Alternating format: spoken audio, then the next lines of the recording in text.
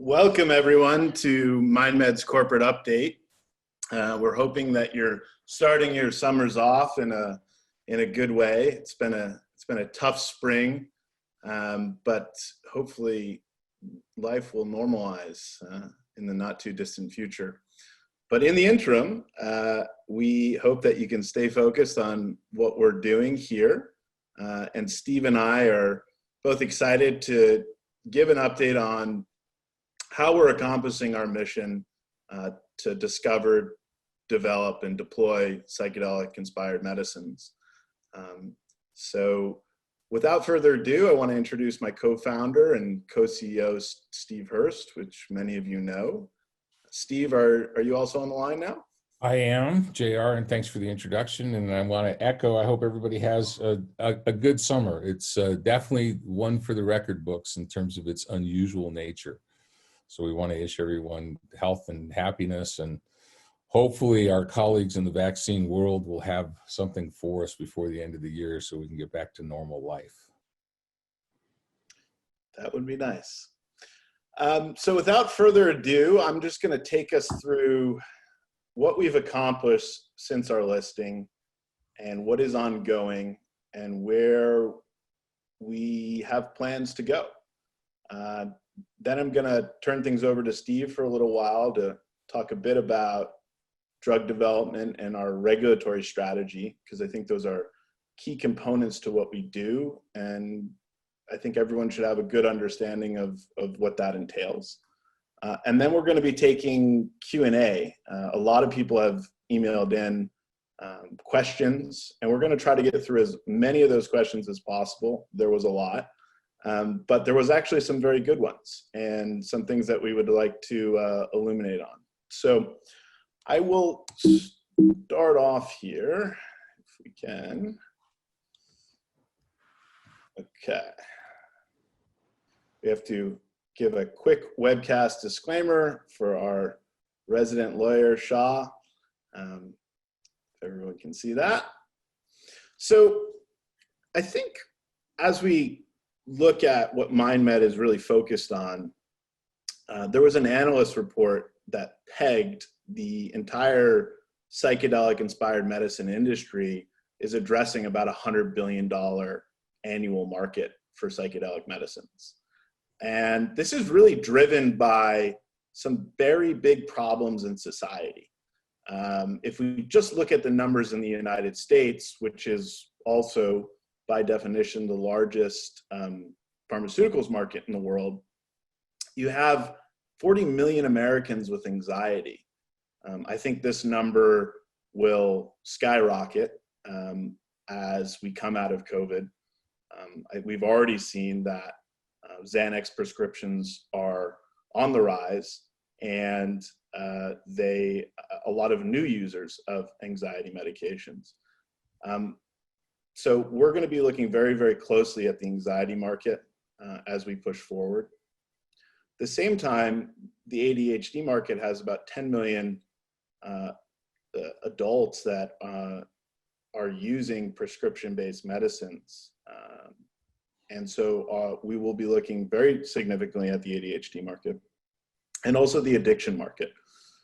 This is, addiction is a very big problem in the United States and globally.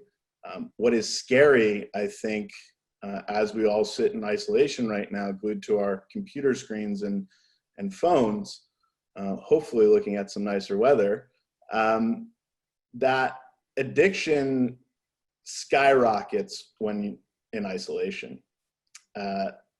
In fact, there were some animal models, they're called the rat park models, that were conducted that looked at rodents and rodents that were in isolation versus rodents that were sort of part of a little village and able to interact. The ones that were in isolation, rates of addiction skyrocketed up to 19 times. So these are all really relevant problems in society that need to be addressed. They weren't addressed before this pandemic in an efficient manner. And we feel that this is an opportunity for our company to continue to build innovative new paradigm to solve these issues. I think, as shareholders of our company, you should understand that building a big business in psychedelics means you have to build a drug development company. There is a plethora of research on psychedelics and various substances like LSD, psilocybin, MDMA, DMT, happening at the academic level. And that needs to be transitioned into commercial registration drug trials. This is how medicines are made. This is the traditional route that they are made. These are untraditional medicines in the sense that there is a stigma attached to a lot of those words, like LSD or MDMA. But our objective as a company is to look at the outcomes of what we can provide to patients in these underserved markets where they are very big problems for society. And we're not the only ones doing it. Large pharmaceutical companies are also looking at this space. Spravato, which is esketamine, was approved by the FDA and demonstrates that there is a large market here and that this really is the most optimal path to commercialize these substances into medicines. So our process is very clear. Steve and I, when we set the company up, came up with this concept of discover, develop, deploy. And we sort of break these three phases down and want to illuminate that we are focused on the develop part of our business model right now. The discovery side is early stage. You're looking at creating new forms of psychedelics or medicines, what we call NCEs. And those can be anywhere from 8 to 15 years away from ever being commercialized. They need to go through preclinical work, toxicology work. These are long processes, and Steve will touch a little bit more on how long they are at times. And so our focus is really on the develop stage. Anything that is a phase 1 or later is really where we see the opportunity. And specifically, we think the value inflection point really is when you can get these drug trials into phase 2 and phase 3 stages. And we think that this is also a capital efficient way for us to work as a company because this is when larger pharmaceutical companies become interested, that have large balance sheets that can help us fund some of these programs. So we will be exploring how we can form partnerships on our programs that allocates capital in the most efficient manner for our shareholders, but also that sets these programs up for success. And Steve's going to be a big part of driving that process for us. He's done this before. He's partnered drug development programs, gotten hundreds of millions of dollars in R&D reimbursements for companies that he's been a part of or worked at the executive level on. And I think this is going to be extremely important as we turn towards the deploy side of our business, because deploying a medicine is capital intensive. And these are also non-traditional medicines.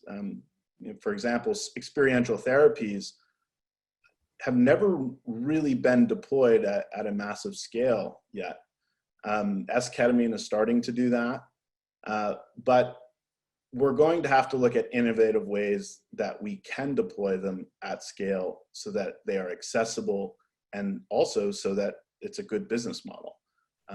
But we think that technologies and partnerships will enable that. So just to give you a brief update on what we are pursuing as a company and our strategy, there's really 4 core programs right now at MindMed that are focused on bringing these drug trials eventually all through the FDA. have an anxiety program that is based on LSD or experiential therapy of LSD. We have an ADHD program that is using LSD microdosing. And we have cluster headaches program, which is commonly referred to as suicide headaches because it's one of the most painful illnesses out there. And we're going to be using LSD to treat that. There's a large amount of anecdotal evidence that it can be helpful. We also have our addiction program using 18-MC, which is a derivative of ibogaine. And we're really trying to create the antibiotic of addiction in that program. If you look here on this Gantt chart, it really demonstrates the skill of our team and the pace of our team to assemble a portfolio in a very short period of time that is industry leading. You know, these are all later stage drug trials that we are going to be pursuing. And we were able to put this together in about a year, and a lot of it in the last 6 months. And so I think that's a testament to the team and the strategy that we have. And so if you just go through here, we have an LSD anxiety program, which we are hoping to start a phase 2B trial on, and we'll be having conversations soon with the FDA about opening an IND for LSD. There is an ongoing phase 2 study of LSD for suicide headaches that's underway right now in Switzerland. The LSD microdosing study for adult ADHD will start in Q4, most likely. That will be happening at 2 sites, at Maastricht University and University Hospital Basel. Our 18-MC program is ongoing right now in a phase 1B in Australia, focused on opioid withdrawal and addiction. Our intention is by the end of this year to begin our phase 2 in opioid withdrawal patients. We've also acquired a large amount of data, human safety data, and phase 1 studies on MDMA, which we are exploring on how we are going to best utilize that data for future drug development programs. This is probably the largest human safety database on MDMA, and is definitely a very strategic acquisition for us. And in addition, we'll be starting a phase 1 study with the Liechti lab on DMT and how to best dose DMT, which is the active ingredient in ayahuasca.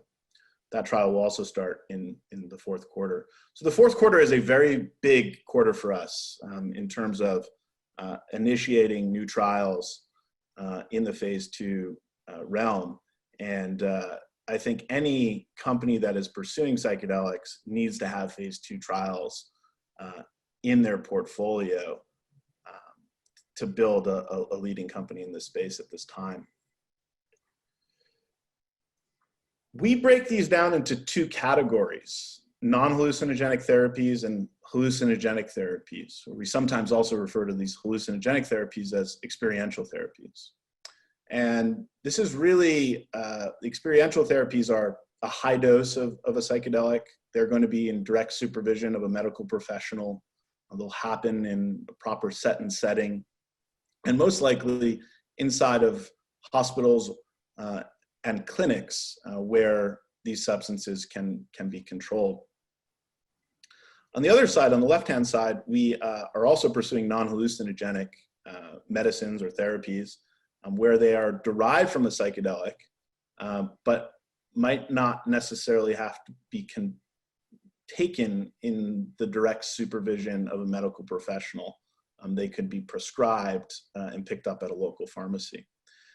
We also think this is a key differentiator for our company. We believe, the only company that has this strategy to develop both paths.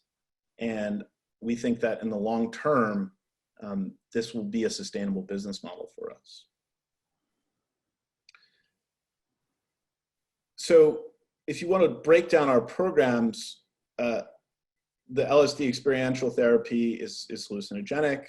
The non-hallucinogenic would be our LSD microdosing and 18MC, our ibogaine derivative. So just to give a brief update on where these clinical trials are, we, on the addiction side, with 18MC, have a phase 1B underway in Australia.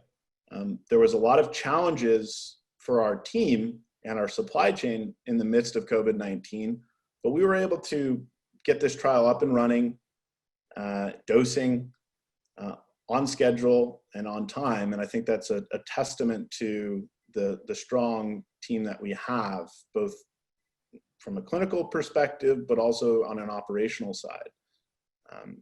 And so we will continue with that through this summer. We envision that by the end of Q4, we can start our phase 2 based on the data that we get as outputs on our phase 1 human safety studies. And so we will be continually providing updates on this. In addition, Steve and other members of our team have been engaging with some large key opinion leaders in the addiction space and regulatory experts on how best to develop a medicine in this space.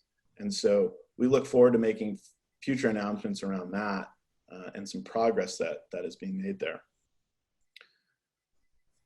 Our microdosing division is currently working on a phase 2A microdosing of LSD clinical trial. We're looking to evaluate if LSD can increase focus in adults. We have a Q4 target start date for this, and this will be at 2 clinical trial sites, both at Maastricht University in the Netherlands and also at University Hospital Basel in Switzerland. We're working with one of the leading global researcher in microdosing of psychedelics, Dr. Kim Kupjers, and she will serve as a co-principal investigator with Dr. Matthias Lichty at the University Hospital Basel. So this was a big win for us to get Dr. Kim on board and working on this study. We look to further build out this microdosing division with additional programs in the future, and announcements will be forthcoming on those.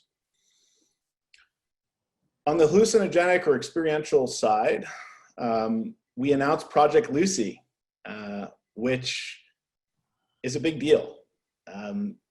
In our collaboration agreement and acquisition of clinical trials, we have the worldwide exclusive license to a plethora of clinical trials that were done over a 10-year period at the University Hospital Basel.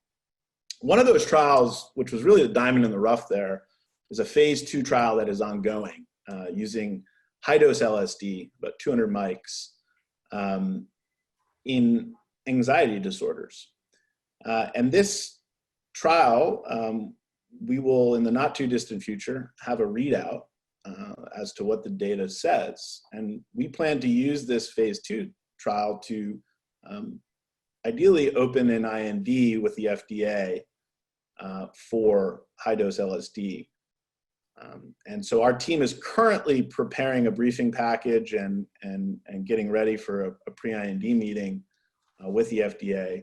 And we are very encouraged by that we'll have this phase 2 anxiety trial that Dr. Gasser and Dr. Lichty have been working on since 2017.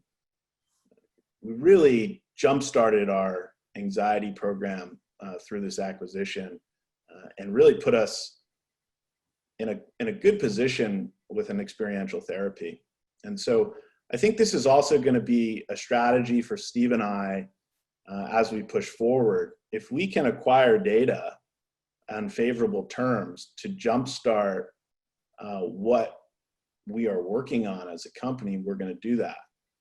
But we don't need to do it necessarily in a way that is dilutive to our shareholders. We did not have to issue any shares to acquire this data and these trials. It was all done through a license agreement. And I think that really speaks to our skill in assembling a portfolio in a cost-efficient manner. We also, as part of that acquisition of and license, have provided funding for a phase 2 trial of cluster headaches, which began treating patients in Q2 at University Hospital Basel, and those treatments are underway and have not been affected, to our knowledge, by COVID, and will continue on schedule. This is testing an LSD pulse regimen, so it's 3 doses of 100 micrograms of LSD, and it's looking at it in about 30 patients.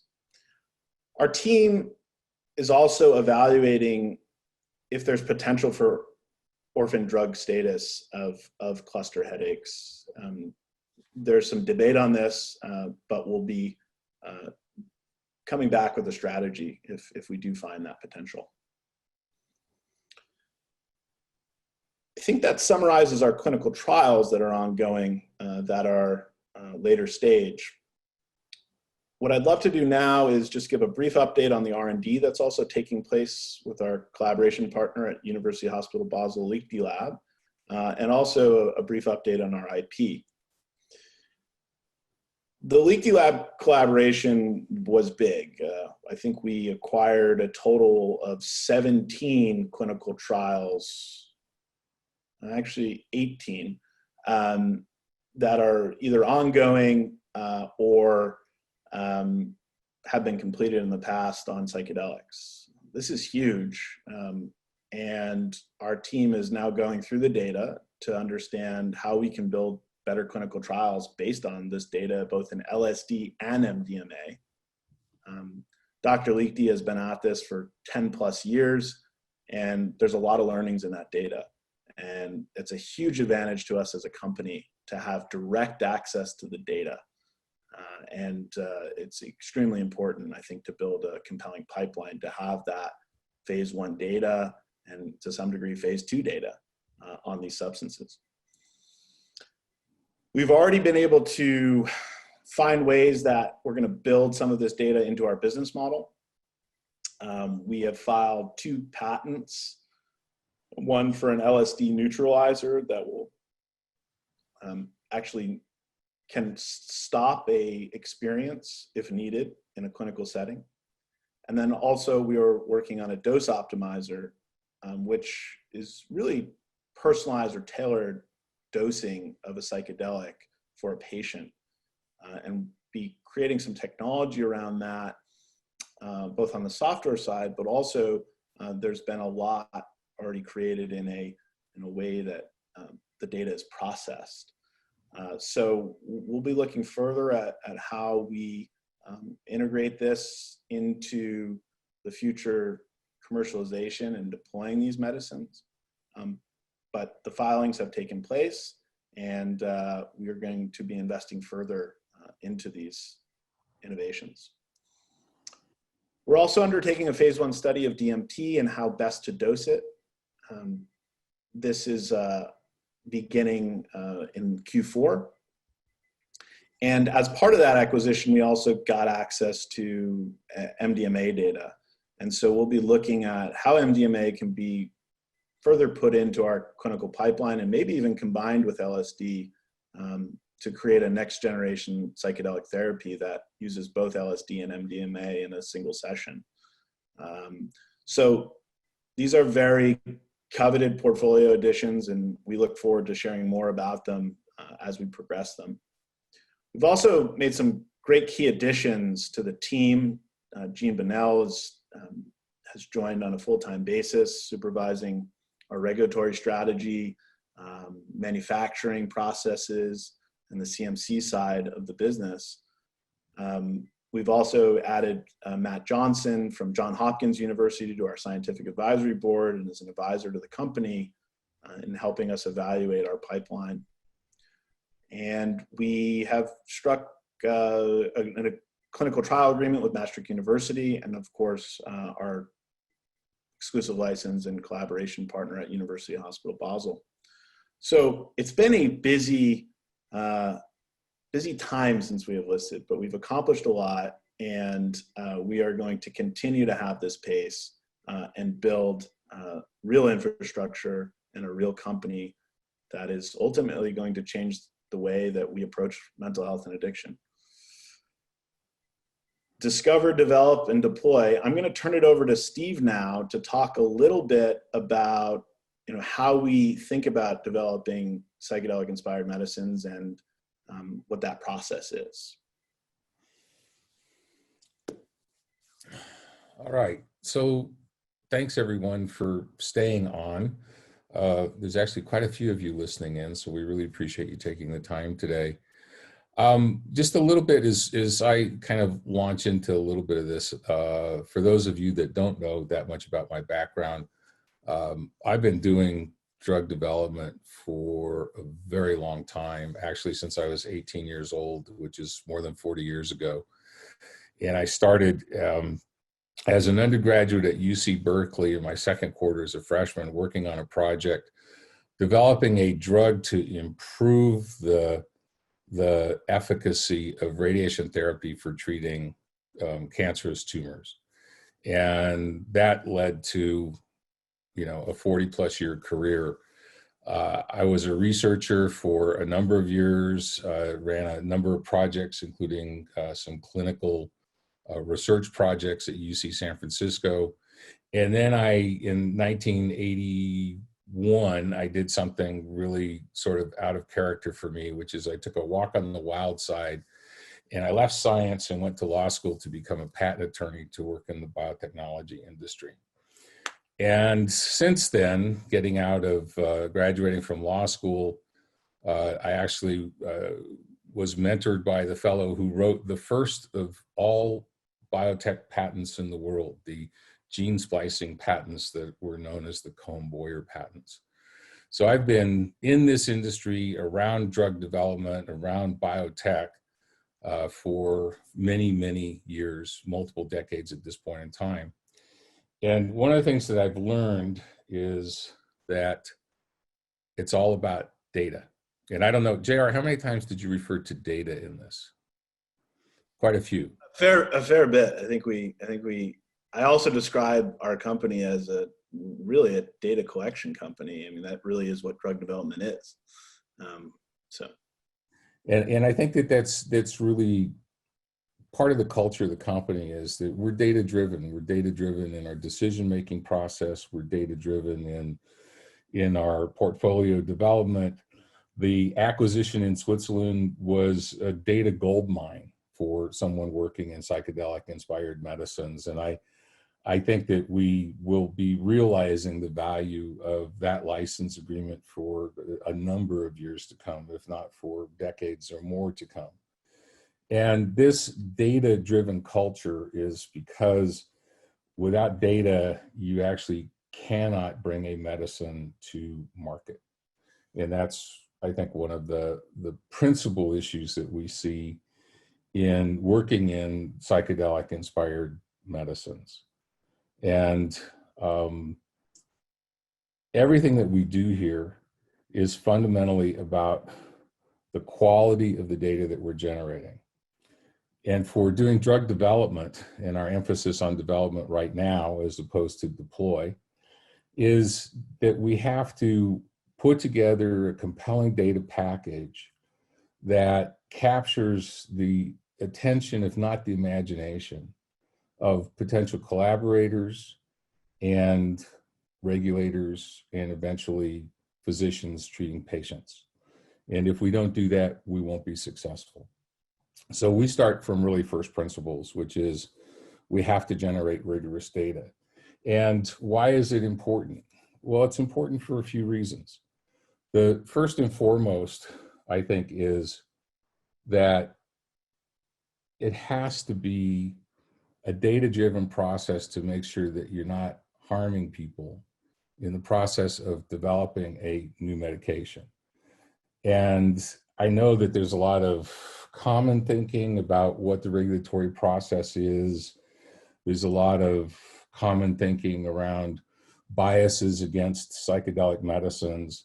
And there's a lot of, common thinking about what will and will not make for a successful company pioneering this new field. The difference between the common thinking and informed thinking, again, comes down to data.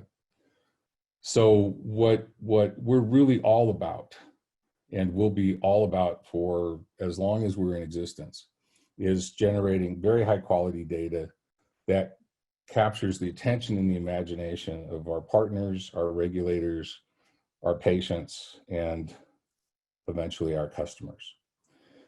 When JR and I started this, I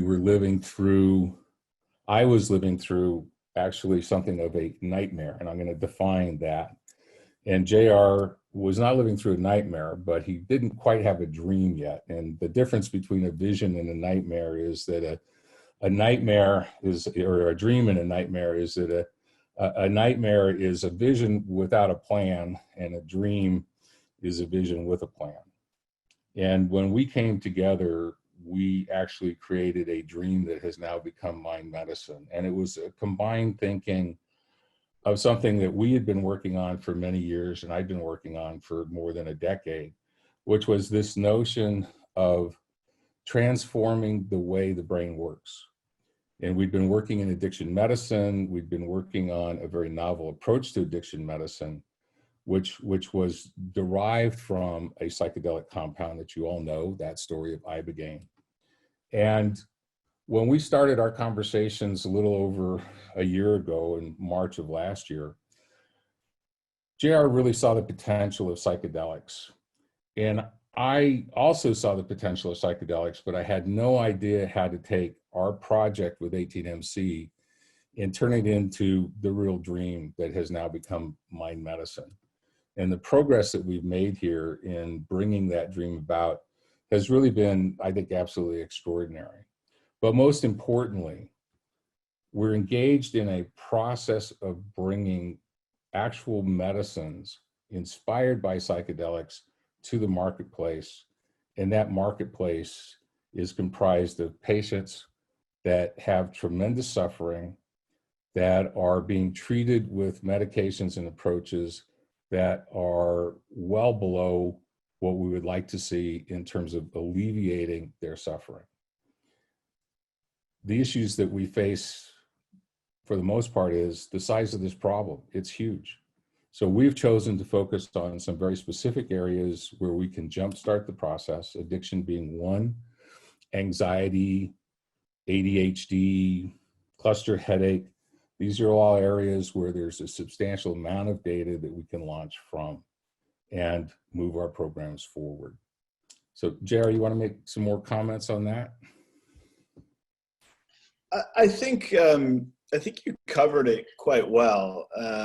What I really value in the culture that we're creating at this company is that it focuses on the data, and it doesn't try to be something we're not. We are a drug development company. We're a neuropharmaceutical company that happens to be working on psychedelic substances. But that is not the driving factor. The driving factor is, how do we create solutions for patients? And that really is our mission. It's our purpose. We're not going to get, I think, involved in some of the political debates on, what type of substances it is and how governments view it. For us, we feel that the data is the easiest and quickest way for these substances to help people. And so we're going to focus on the FDA pathway. We've got a team that's been doing this for a very long time. Steve's just eliminated his history.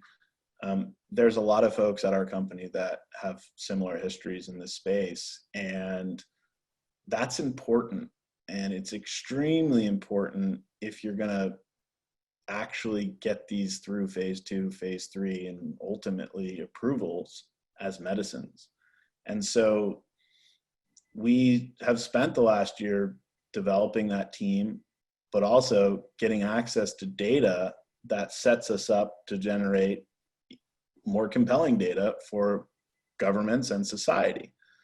Because I think there still really is this stigma around these substances then that is actually in many ways our Achilles heel of this new renaissance that's taking place in medicine. But if you have data, you can prove all the naysayers wrong. And so as an investment and as a company, I think that really needs to be at the forefront of what we do. And so that is how we will pursue this industry. So we have to change the common thinking into informed thinking. And, the way you do that is by putting together these compelling data packages. And compelling data packages are made up of two components: non-clinical and clinical data based on well-designed studies that produce reliable data, and reliable in the sense that someone that didn't design and participate in the studies can look at what's been written about them, the data that's been collected, and conclude that it is safe to rely on that information. And the reason why we do this is not because we're trying to make a very, very expensive process or make it take a long time to get a medicine to market. It's because of the history of medications and their development throughout the last century. And a lot of the first half of the last century resulted in essentially drugs being tested on actual patients, not in well-designed clinical trials. Drug companies used to basically manufacture a drug and provide it to a physician, and then the physician would go off and treat their patients, and they would report back to the drug companies how that went. That's the way drugs came onto the market before about 1960, basically. And the problem with that is it's was perceived or concluded that that approach was a human rights violation. Believe it or not, it's a human rights issue. And that human rights violation was that people were being given things without being told what they were being given or what the risks associated with taking these medications was. So we got into an era that required informed consent, greater supervision by the regulatory authorities, oversight by institutional review boards. And when all that came about, it was also when psychedelic research was really starting to flourish. And the issue at that point in time was that the psychedelic researchers, a lot of them were not physicians or qualified healthcare professionals. There were engineers, there were religious professionals, lay people that were essentially psychonauts that were promoting psychedelics for all kinds of indications. And a lot of folks really did not adapt to this new regulated environment intended to protect patients from being exploited and taken advantage of with an eye towards getting a product sold that generated profits for the manufacturer of the product. And you don't have to take my word for it, actually. There's a great article that was written by Catherine Bonson, published in 2018. Catherine is a senior pharmaceutical expert at FDA and their Controlled Substances Division. And we'll put this paper online for everyone so that you can see it. So we're working off of data.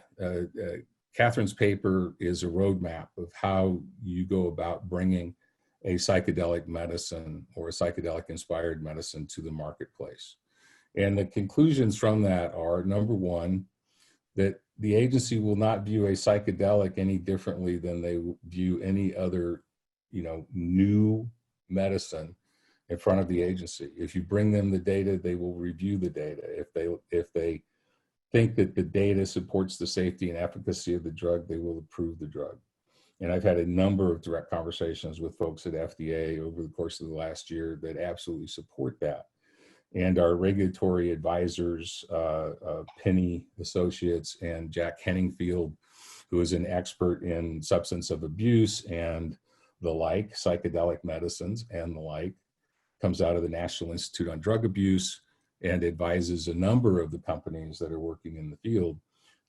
has come to the same conclusion. The agency is not biased against psychedelic medicines, which is a great opportunity. What they are biased against is people trying to shortcut the system or convince the agency that bad data is good data. So we're in a great place with our team's experience of several hundred years of drug development and working in front of the FDA and multiple approved products. We know how to take something through the agency.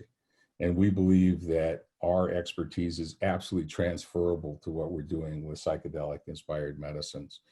And I would encourage anyone that's interested in knowing and understanding this field more and what will be involved and necessary to take one of these drugs to the marketplace, to check our website after the investor presentation, and we will post Dr. Bonson's paper, and everyone can look at FDA's roadmap that anyone can follow, but few have chosen to. JR? Yeah, I think that's it's actually a great read, and there's always, I think, confusion around the FDA process because it's in many ways one needs to really understand how it occurs, but it's actually a pretty straightforward process. I mean, they're really looking for evaluating if something is safe and if it's effective, and if you can check those two boxes, and that is a very oversimplification of the process, but that is ultimately their job, and it's our job to give them the data that proves something is safe and effective. And so that's the trade-off. And I think the FDA has done a very good job at outlining how psychedelics can become medicines as long as one does the work and invest the capital to do that. And so we think that's the most efficient path forward. I think there's many different strategies on how folks think that psychedelics are going to be commercialized. Our belief is that FDA approved medicines are how you get a medicine approved in the United States, and the EMA is how you get a medicine approved for the market in Europe. And so that will be, I think, quintessential to companies that are going to be successful in taking a medical approach. If that is what you're working on, it needs to happen in those regulatory environments. I think we're getting questions about patent strategy, and I think you probably want to segue into the Q&A. Is that yeah correct? Because I'd like to really dig in on this patent strategy question. So earlier I mentioned common thinking versus informed thinking. So the common thinking in the pharmaceutical world is that if you don't have composition of matter patent, you do not have the potential to make a profit. I can tell you from personal experience in many, many years working on off-patent molecules that absolutely is not a true statement. Several years ago, my previous company sold a project on an off-patent, unpatentable molecule for about $100 million in essentially early milestone payments and a 16% royalty on market sales, demonstrating that you can take something off patent and turn it into value. Years ago, I worked at Inhaled Therapeutic Systems, and we worked on insulin. Insulin has been off patent for decades and decades. And we were able to create an intellectual property portfolio to protect an investment that was so strong that Pfizer chose to invest several $1 billion in the development of that product and taking the product to market. So common thinking, if you can't protect the molecule, you can't make money. Informed thinking, absolutely not the case. It's a mentally lazy decision to conclude that a project is not worth investing in simply because it's off patent. Nothing could be further from the truth. All the new technology that we developed to make something from a molecule into a medicine that is useful, that can be patentable, we will be patenting. We've already filed, close to a dozen new patent applications, I think, since the company was founded a year ago.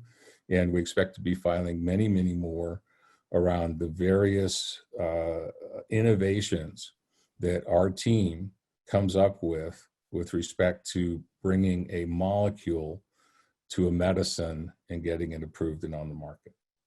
Want to add anything, JR? No, I think that's a good summary. And you are the resident IP expert here.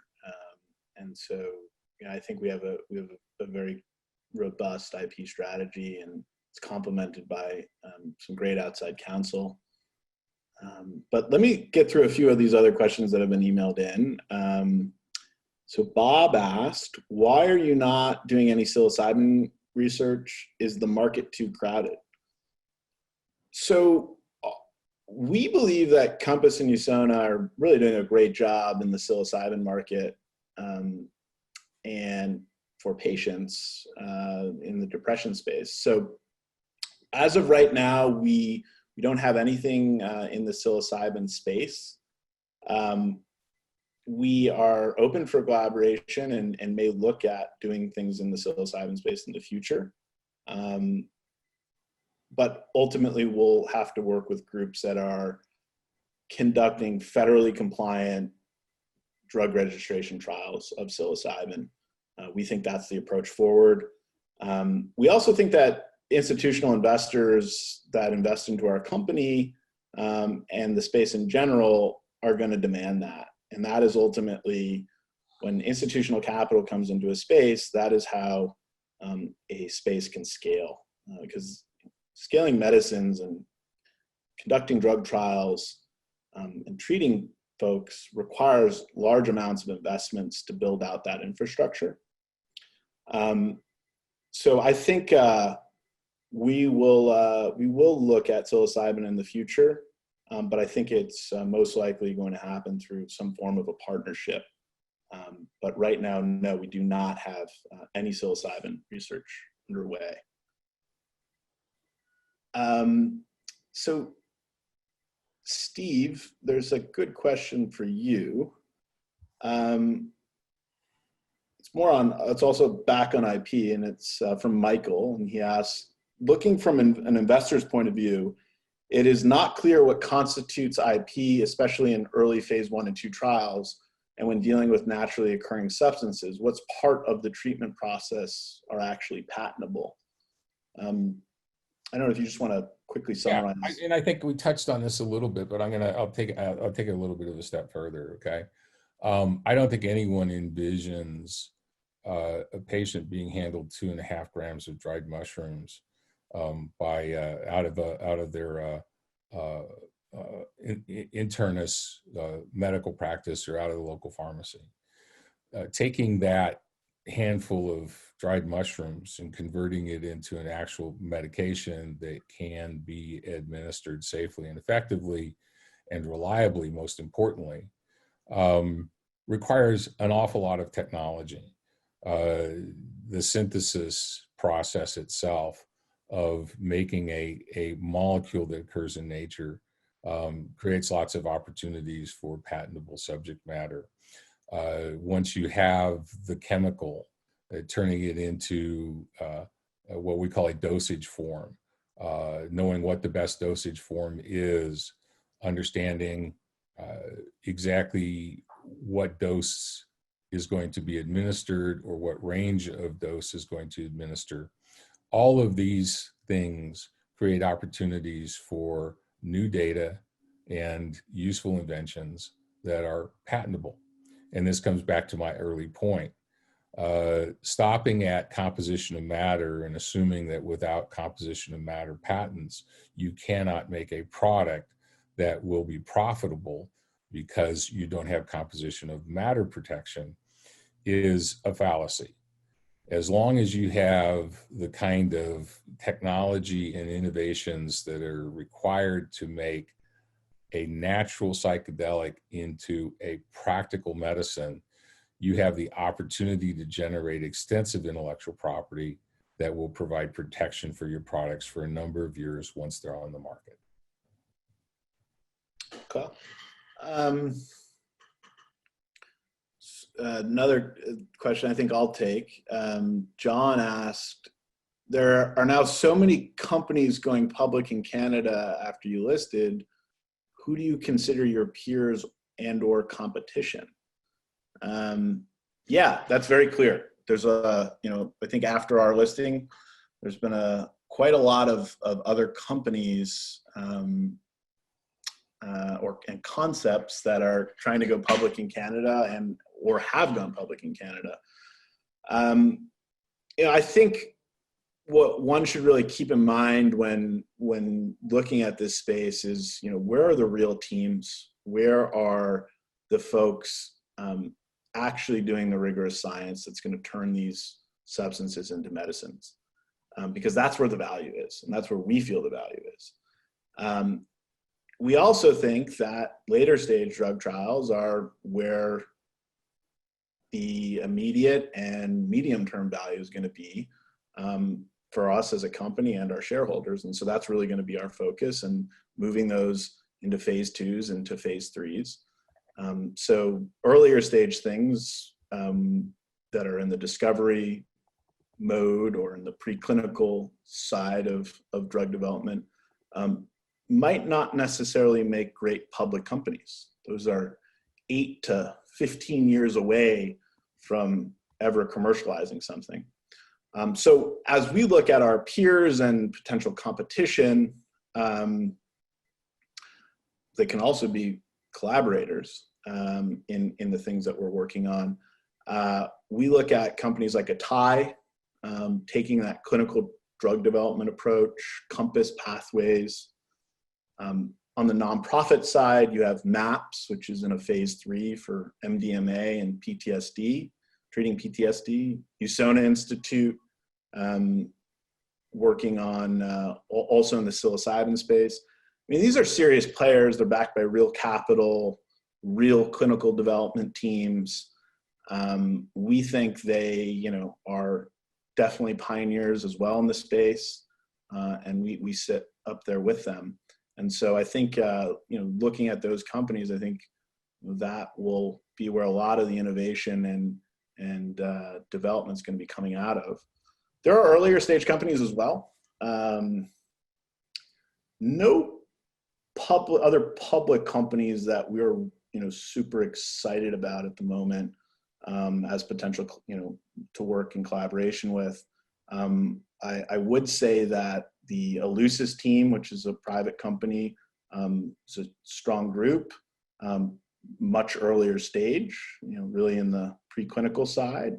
They've been at it for quite a while and definitely taking a serious approach.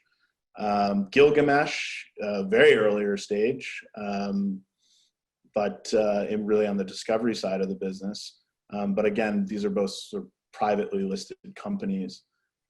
But again, also potential partners down the line. And so as a pioneer and leader in the space, we're going to figure out ways that we can unite this space as best possible for patients and ultimately our shareholders. So I think that sort of covers what we want to say about potential competition and peers. There is a fair amount of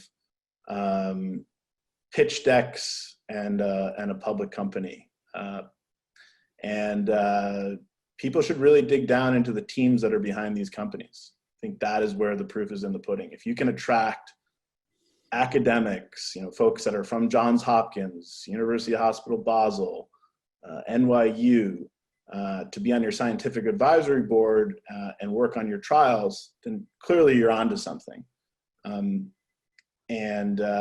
think that's a good way to evaluate some of these companies that others are seeing. Steve, here's another one for you. Robbie asked, curious as to why Big Pharma is not pursuing these medicines as aggressively as one might think, based on the scale of these massive problems in society. Great question. Yep. And so let me take it on. So in my career, I've seen, the pharmaceutical industry change a great deal. And it happened in the 90s when the pharmaceutical industry became much more profit motive as opposed to patient motive in their operations. And fairly simple, if you're selling, $30 billion worth of product a year and you want to have double-digit revenue growth year over year, you really have to focus on the big problems in the big markets in order to do that. And this was recognized at the time. I mean, it's no secret in the industry what was going on and what's happened. The result of a lot of that is that the pharma companies found that it was inefficient to have their own large research and development programs internally because they were not producing these kinds of blockbuster products at a rate that was providing revenue growth to those companies. So what they did was they switched from spending huge amounts of money on internal research and development, and they moved to a search and develop or search and acquire type of a business model. So this moved the focus to later stage data-driven decision-making about acquiring rights in products that were being developed within the biotechnology part of the sector. And the biotech sector essentially became the research and development arm of the multinational pharmaceutical companies. And this is why they haven't come into the sector in a big way as yet, because quite simply, the data has not been there to drive their decisions to a conclusion that these markets or these products are worth making the investment in. And again, I come back to what we said earlier, the compelling data package. We know what it will take to put a compelling data package in front of a multinational pharmaceutical company. And I am absolutely confident that we will fit right into their search and acquire, search and develop business model. And we will be successful with building those collaborations and partnerships and taking these products to market. Okay, got a two-part question here I think that I'll take. This is from Matt, and he's asked, will you ever consider going into the recreational market down the road? Maybe a recreational microdose product line for Silicon Valley type people like me?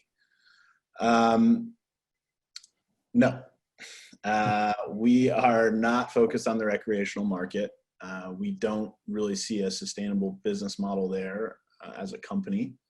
But we do see big markets in the mental health and addiction space. These are big tasks. I think it's going to keep Steve and I quite busy over the next few years. And they're going to require capital resources that we're going to need to find funding partners for, which Steve's alluded to. Pharma companies will be great funding partners for a lot of these programs, and on the asset level, potentially joint venture level. So they're not going to invest into a company that is doing recreational psychedelics. Like, there's no way that's going to be federally legal before before something like psilocybin or MDMA are approved as medicines. Like, that's just our view, that this is the most efficient path forward to work on these substances. And so if we were to bring in a recreational component to the company, I think we'd be doing our shareholders a serious disservice. I just don't think it's a good business. And not to mention that it violates a whole bunch of federal laws. And so, that's going to be tough. So that sort of cannabis model and state-by-state legalization, there are going to be people that focus on that and try to apply that cannabis model that might have been successful in cannabis. But that doesn't mean that they're going to be successful in psychedelics. And I think this is what everyone is now starting to understand, is that it's a different space than cannabis. The only thing that really has in common with cannabis is that they're Schedule I substances, but they're vastly different substances. So no, we won't take a recreational approach. We've made multiple promises to many investors, many institutions that have invested in this company, that we will never get involved in recreation. recreational products, and we're going to stick to that. So the question goes on to state, will you ever acquire a legalization company or a recreational company? No, I don't think we will. I think we, have very big patient populations, 40 million people with anxiety, 20 plus million with addiction. Those are big markets. And I think we're going to build a very big business just based on those markets. Just going through here, might frozen a bit. So this is Steve. Maybe you want to answer this because Garrett asked, I had a massive head trauma in 2018. Ever since, I've gotten a lot of migraine headaches almost every day, and my anxiety and ADHD are off the roof. I'd like to know more about your trials, and I'm open for a human trial. How do I go about it? Easy enough. If you're looking for current clinical trials, you go out to the government website at clintrials.gov and you enter headache or psychedelic in the search field, and it will list out all of the trials. And if Garrett's on the line, I'm going to tell him that Yale University has been doing a migraine study over the last year or two with psilocybin. So there are clinical trials out there. You may be able to find your way into one immediately, depending on where things stand with enrollment of the several studies that I'm aware of that are out there. So do check, and good luck. Okay, I'm going to ask you one more, Steve, because this is a good one. Aside from the importance of treating mental illnesses as a substantial investor, the concerns, of course, lies in ROI. Without knowing exactly when can MindMed expect to monetize any of their assets, how long are we actually talking before you can? So really, this is by far the most important question for all of us. And I don't think anyone on the phone is going to disagree with me, and no one in the company is going to disagree. It's also a difficult question to answer. It gets easier over time as our programs develop and mature. But as you know, and what we've talked about here is the whole process is data-driven, which means that the current study informs the next study, and always has that information, always has a potential to impact timeline and budget. So at this point, I would say our 18MC project is probably the project that we have the best optics on, the most data on, and can give the best guidance on. So with that in mind, that it is an estimate, we're at least 2 years away from an approval with the 18MC project. And if we got an approval 2 years from now, it would mean that everything had gone right with respect to the clinical trial that we hope to start at the end of the year in opioid withdrawal patients. And that is the best answer I can give you right now. 6 months from now, I can give you a better one. A year from now, I can give you an even better one. Yeah, and I think just to highlight there, finding partners for some of these programs, and we have plenty, will also, it's going to give us potential R&D reimbursements, and those can be quite sizable, right? They can be hundreds of millions of dollars, depending on the scope of the project. So I think there is a path to potential revenue before just an approval. And, I think that is something that you'd have to be skilled at drug development to really understand how to do that. And Steve has done it before successfully in getting those R&D reimbursements. And it's something we're going to put a lot of emphasis on in the future and also in the immediate term. So I got another good one here from Maddie asking, would you ever work just based on psilocybin mushrooms and not a synthetic product? So I think this is actually, it's a seminal question, and it's a lot of people ask this. Why do you work on synthetic psychedelics? What are the benefits? Look, the FDA has standards on how you put a particular drug product through a clinical trial, and that's commonly referred to as GMP, and having purity levels that they're comfortable with, and doing analysis of that drug product that is to a certain grade. So we need to do that. That's what's required by the FDA. And ultimately, if we want to present the data in a compelling manner to them, or to doctors in the future, they're gonna require that. It's tough to do that with just a plant on its own. So we will not be pursuing just plant-based medicines in that sense. These are going to be synthetic, but for the right reasons. They need to be at a purity level that these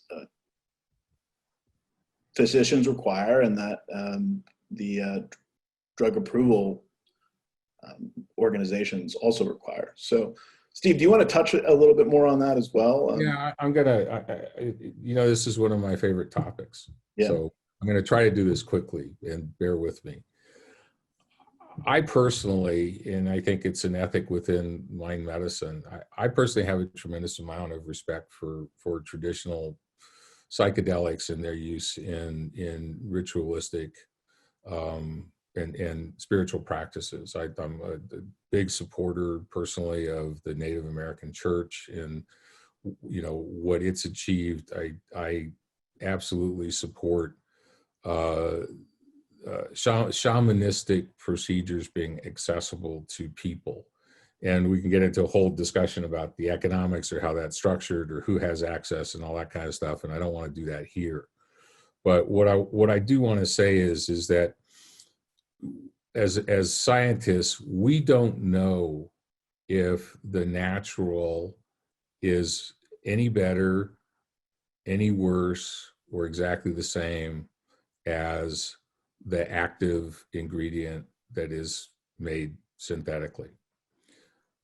That doesn't mean that we disregard or disrespect the beliefs of shamans and native practitioners that the natural substance has a spiritual component to it that is lost in the synthetic. What we've had to do is let others, and there are many out there, explore the spiritual and religious practice use of natural psychedelics while we take the path of developing actual medicines inspired by those psychedelics. And I think there's certainly the potential for people to misconstrue what we're doing as somehow or other dismissing or disrespecting those traditional approaches. And we really are psychedelic inspired. Those traditional approaches have everything in the world to do with why we exist today. And shamanistic tradition, respect for set and setting, respect for reproducible practices in terms of dosing, respect for monitoring and caring for the safety of people that are having the experience. There are other ways than going through the FDA to accomplish that. But anything that promotes the use of dissociative drugs, psychedelics, in settings that are not respectful of shamanistic tradition, respectful of the requirements and the rigors of set and setting, in my opinion, is not good practice and potentially exploitive of people if they're paying for that experience and they're not being properly cared for. So I don't know if that was a great answer or whatever, but A lot of it's my personal belief, a lot of respect for these traditions. I have a tremendous respect for natural psychedelics, and I do understand that there is a huge question of whether we're losing something by creating a synthetic. But I also know that what we've seen with 18MC and the fact that 18MC is not hallucinogenic, but it really appears to be pretty effective, at least in the animal models with respect to addiction, leaves me on the edge of my seat waiting to see what happens when we put this in actual practice with respect to addiction. And I think we will see a strong medicinal effect, preserving the medicinal nature of ibogaine while making it a take-home medication and eliminating any of the cardiovascular safety side effects associated with the natural compound ibogaine. And one of the common thinking things out there versus informed thinking, common thinking is if it's natural, it's okay, it's safe.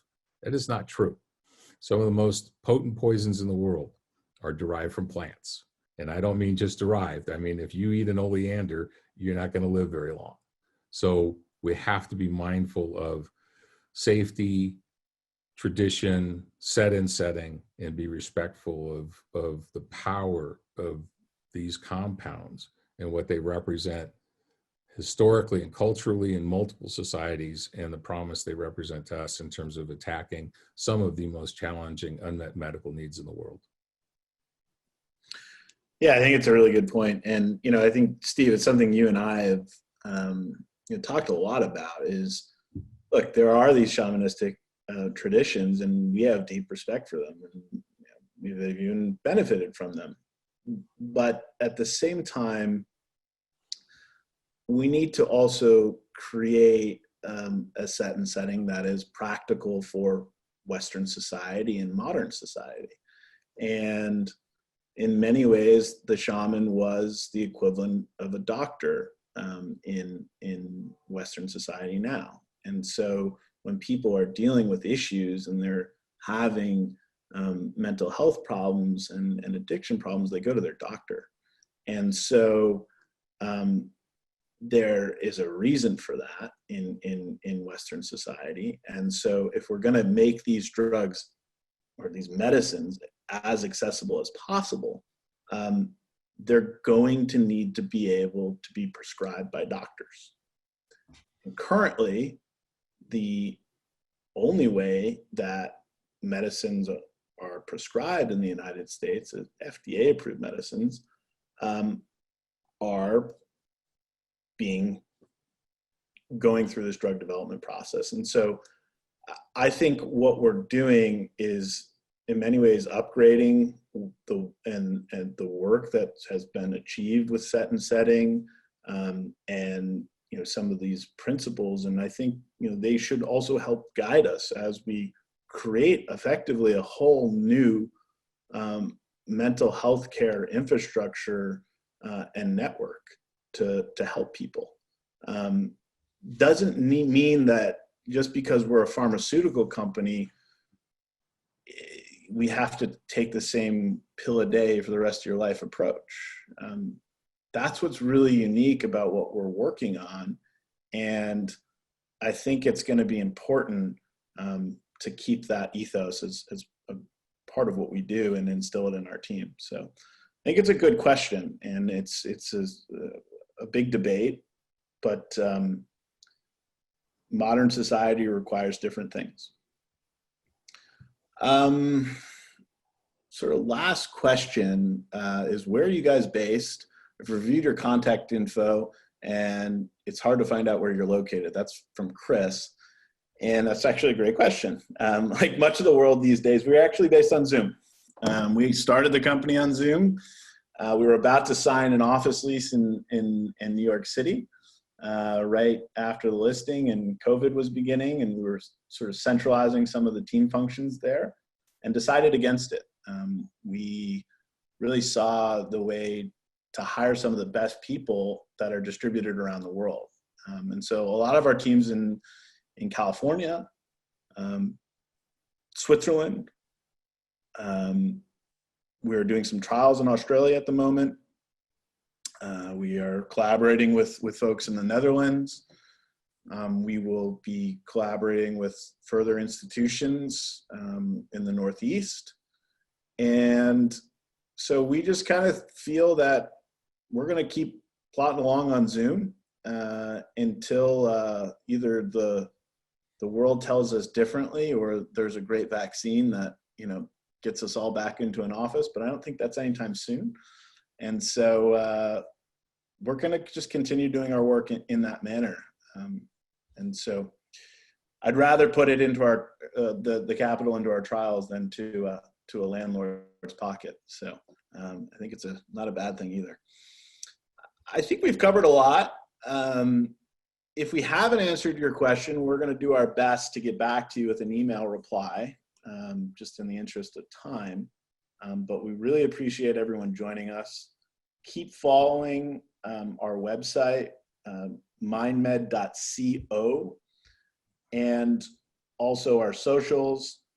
We have lots of announcements forthcoming about further developments on our trials and new R&D that we're undertaking. We're also going to be building our team quite significantly over the next few months. We're going to have some announcements around how we're building up that team with some real experts in the field. So I think that's a good conclusion, Steve. I don't know, do you have any parting words you want to say as well? No, I thank everyone for their time. As you know, I like to do. It's our one non-renewable resource, so I try to be very respectful of that, and really appreciate all the folks that have taken the time to hear us out today, and especially appreciate the people that sent in questions for us to address. I think we got through most of them. There might be one or two that we didn't, but you should feel free to pose them to us through social if we didn't get to them, and you'd like to hear something from us on those. So thank you, everyone. And JR, Colin, Madeline, thank you guys for organizing this. Definitely. And we'll try to get that FDA paper up sometime this afternoon, and also a copy of this presentation, and ideally a recording. I will let Colin and Madeline get that going.